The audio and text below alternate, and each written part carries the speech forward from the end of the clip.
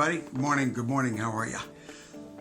Alrighty. So, you know how I keep these things pretty conceptual, right? I mean, just try to talk about big picture stuff and things that amount to values, a lot of this, really. And I don't want you to feel like that's nothing. I mean, if you've been with it a long time, I know that you feel like that is something. But I do also know that some of these things, like, I say to you, well, in your marketing, you have to say things that the customer is interested to hear. Well, that makes sense to you. And you might reasonably say, well, okay, Dale, what do I do? What do I say? So I'm going to start answering that stuff in a little more detail. Now, when we're not talking about the kind of detail where I'm going to write ads right here on a video or podcast, as the case may be, but I am going to give you sort of the concepts that come under the big concept, if you will. So I used to be a marketing consultant. I believe I did mention that to you. And it was a wonderful, fun time. I was effective for the people that I helped. Couldn't help myself, though, because I found out that it's very difficult to charge enough. That's why if you want to give people marketing information, it's better to just give it to them for free, because it's pretty hard to sell to the people that need it the most. Anyway, this is my service to you, okay? And I enjoy it. All right. It's a very big topic, perhaps, but it boils down to kind of like just four things. That this will be all of your marketing kind of doing the same four things. And those things may take little different forms and all, but I'll tell you what the four things are here, and then we'll take them apart in more detail as we go along. But all marketing, one way or the other, it does these four things. If you want to write them down, you can pause and write.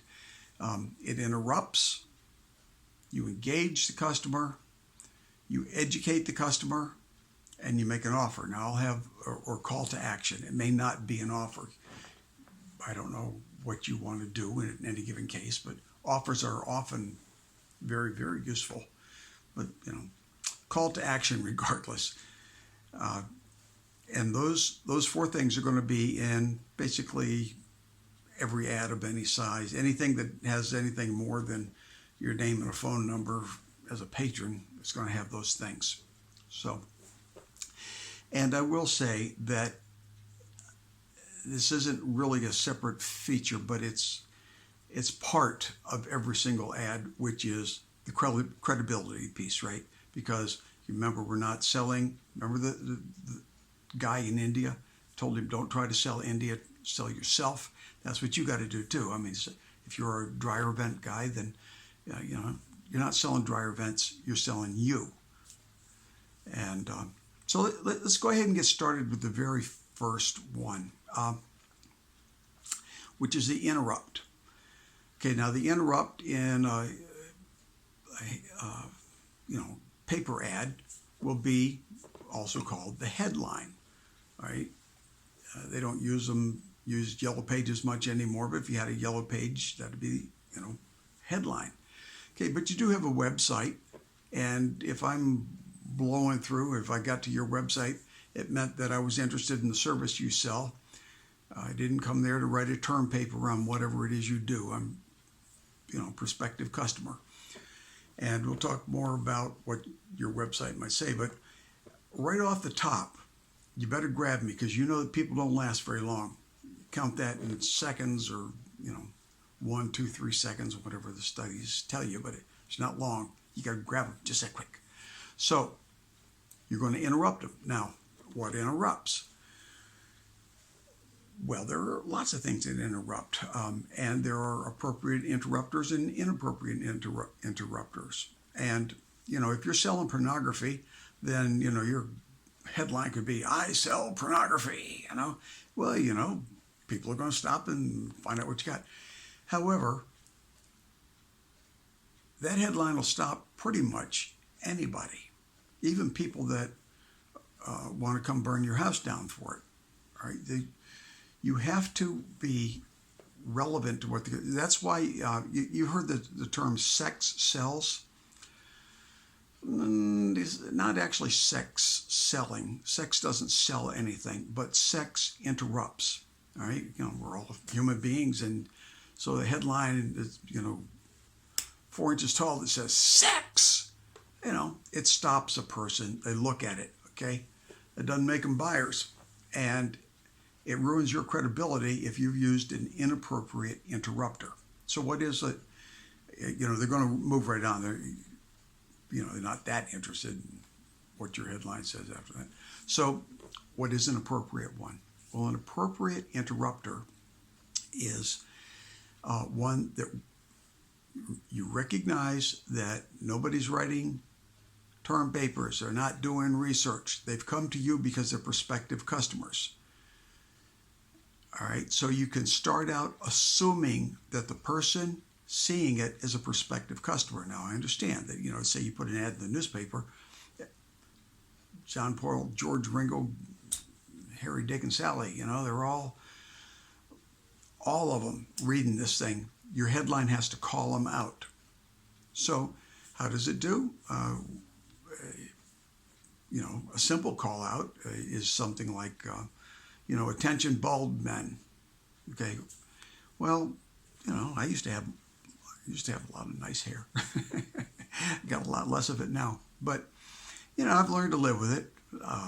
And if you're bald, then you learn to live with it too. It's not like life came to an end because we lost our hair. On the other hand, most of us think it'd be nice, kind of remember when we did have hair. So that headline would stop if you have something to sell to people that are going bald, or men who are going bald. That calls us out, see. And if it's a dryer vent cleaning, your headline is no place to educate people about $1 billion a year worth of home damages due to dryer vent cleaning, or lack of dryer vent cleaning. It might call out a bunch of people. On the other hand, you might come up with a headline that says why they should call you for dryer vent. They didn't get to your marketing by mistake. If you're in Valpak, maybe your headline can mention that $1 billion, and then you might want to say, actually, that was, research shows that was 400 million in our area or something. It's got to be specific to the customer. So you're going to interrupt. This is going to be a big headline, and it's going to stop your prospective customer. Now, I'm going to stop, and we're going to go on to something else next time. But there's good resource for this. There are headlines that are known to work. Some of these headlines have been working for over 100 years. You see this iterations of the same old thing, and as long as you don't mess with, some of them have meter to them. They work because they do. They hit the words right. They have the proper alliteration. So don't mess up with the poetry of something. But you can conform a lot of old stuff, and there's a file which, if you listen to this on a podcast, you know that all this stuff is on YouTube, right? Go find me on YouTube, subscribe, give me a thumbs up. But there's a file down below, and you can download that thing, and it gives you a whole bunch of headlines. And some of these things I'm just written 100 years ago. One of my favorites is, they laughed at me when I sat down to play the piano, but they're not laughing anymore, or something like that, right? That was a very, very good headline. How in the world you'd conform something like that to today? I never had enough imagination to work it in, but you'll see stuff in there that you can change for you. And those things work today just as well as they worked back then, for all the same reasons. People respond to the same stuff for the same reasons. All right, so go ahead and check out the headline file and modify something in there to suit yourself, and we'll get on to the next one called Engage. And that'll follow this one. Alrighty, see you then. Hey friends, I hope this was useful to you. Would you do something for me? Would you please share this with anybody you know that ought to hear it too? And then would you please give me the thumbs up and subscribe, right? That's kind of important on these things. Feel free to leave comments. All right, thanks a lot. And now get out there and do some winning.